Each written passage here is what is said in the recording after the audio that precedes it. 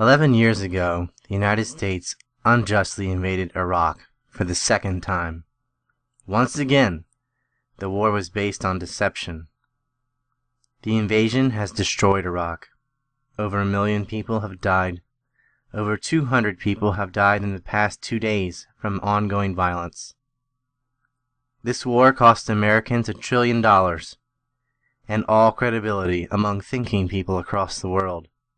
The blame for the war has been placed on many different things: oil, the petrodollar, incompetence, and the lies for the war also had many faces: weapons of mass destruction, in particular anthrax, connections to 9/11, liberating the Kurds, removing Saddam just because he was a bad guy.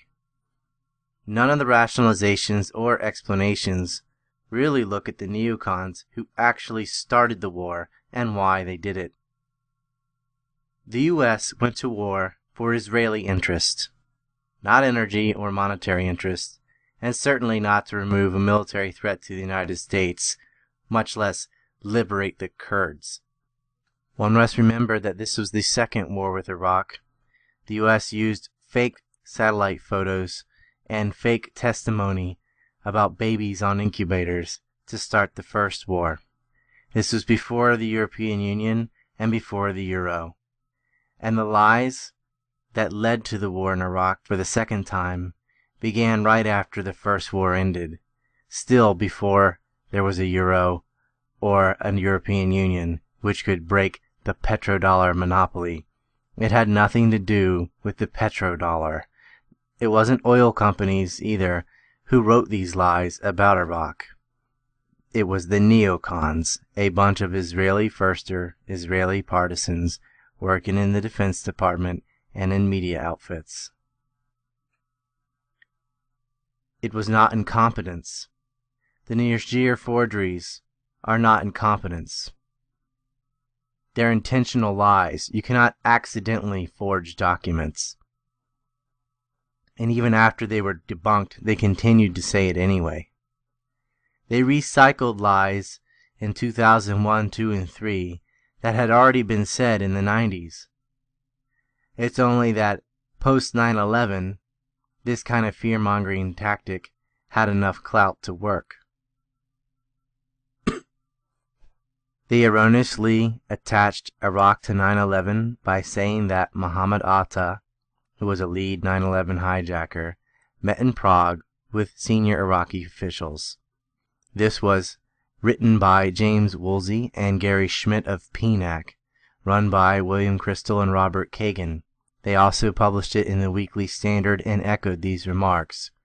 After anthrax had been opened, which was also blamed on Al-Qaeda and had 9/11 and Death to America and Israel written on the notes, they compounded on this lie about the meeting in Prague, where they added that not only did Saddam Hussein's senior officials meet Mohammed Atta there, they also passed him anthrax, showing a connection to anthrax, Al-Qaeda, and Iraq. All of it was lies. There was no meeting in Prague, Iraq did not have anthrax, and neither did Al-Qaeda. But it is interesting that the note said death to America and death to Israel, and that Israeli security forces supposedly witnessed this meeting taking place, which is pretty hard to do considering there was no meeting and no transfer. They lied. All of the lies that led to the war in Iraq came from these neocons, a bunch of dual citizens with Israel. We had Louis Libby and Paul Wolfowitz and Richard Pearl cranking out the lies. There was even an office under Douglas Feith called the Office of Special Plans, specifically created to peddle lies about Iraq in order to start a war. These weren't oil industries. They were neocons and Israeli partisans. That's very, very clear.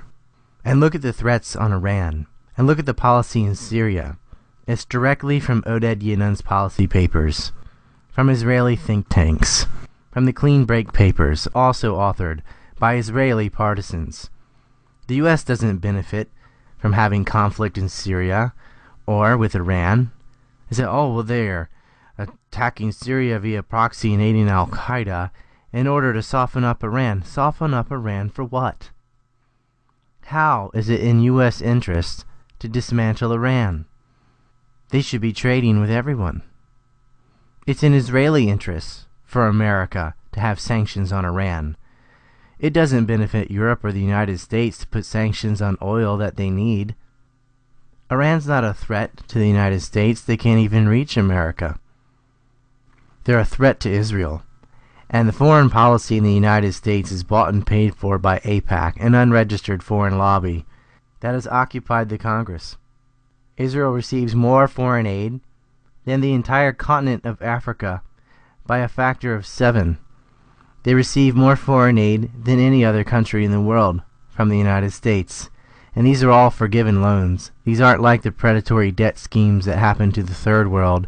Israel's just given billions of dollars, and the loans are always forgiven every single year. That money just gets recycled back to purchasing Congress.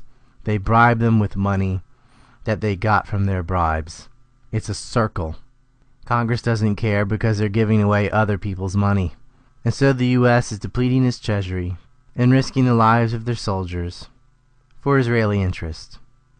Israel, a country that ethnically cleanses its neighbors, that bulldozes down homes of civilians, and guards Jewish-only cities with a standing army. A place that has Jewish-only highways and Jewish-only high schools and forbids marriage with Palestinians. It is a completely racist apartheid regime, a fascist group of psychopaths with God-ordained racism. But pointing that out gets you accused of anti-Semitism, which is laughable considering the U.S.'s current policies in Ukraine backing a bunch of neo-Nazis. Foreign aid to Israel must be cut. This is the root of how they bribe the Congress. AIPAC has to be challenged.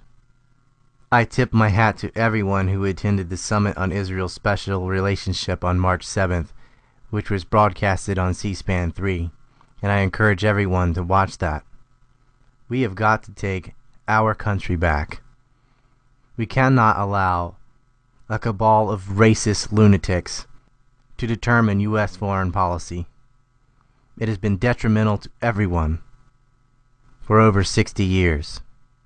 Israel openly attacked the United States, killing sailors on the USS Liberty, and had the gall to try to blame it on Egyptians.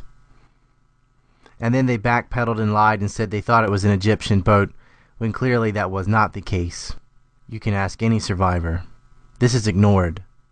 Time and time again they're caught in wars of deception, in false flags, but then so is the U.S.'s CIA. That's what they do. We are not the policemen of the world, or shouldn't be. And we have to stop this cover for action, disingenuous facade that is called the War on Terror. It's a war of terror. Plenty of terrorists and despots and dictators and drug lords are supported and fostered by U.S. intelligence agencies, foreign aid, and NGOs. It is not in the interest of the American people. Our country is run by a bunch of billionaires, plutocrats, bankers, and industry men with deep ties to government. It is time for the separation of business and state, and we have got to kill foreign aid across the board, in particular to Israel. That is a meta issue. And to do that, we have to continue to build independent media. Not the well-poisoning sensationalists, such as Poison Planet, not the intentional discreditor goofballs like Veterans Today that try to find a Jew under every rock, or the gatekeepers from Democracy Now!, and all the shills stuck in the left versus right paradigm favoring one side or the other. Justice is not that complicated. Quit lying to people. Quit killing people. Quit stealing. It's very simple. If you kick over to ancreport.com, we're about $200 shy for the donations this month. Almost there. I believe we can make this current goal. Also in the bottom right side, there's a link to Amazon, and if you shop on Amazon anyway, please click through that link, as ANC Report will get a portion of the money from Amazon's side of it, not yours. I like to hold a minimal level of ties to commercialism. The unfortunate reality is it's necessary to have some finances in order to have media. That's why donations are far superior. Jeff Blankford will be on the program next to talk about the summit. He was there. He spoke about Israel's special relationship on March 7th with Grant Smith and other great speakers, Allison Weir, Ray McGovern, too many to name really. That entire 8-hour video is in the link below. But please consider giving a donation to ANC Report so that it can continue to expand. I'll keep doing my research, writing, podcasting, and movie making. We can end this special relationship. Any moral person, once they're aware of what is actually going on, is absolutely appalled at the Israeli state. And they can't hide behind name-calling and distortions of religion forever. They're killing their neighbors and they're blaming it on rocket fire. Well, the American Indians shot arrows at the colonizers too.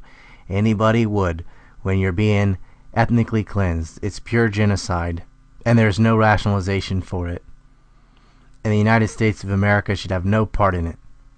Cut all aid to Israel. Peace.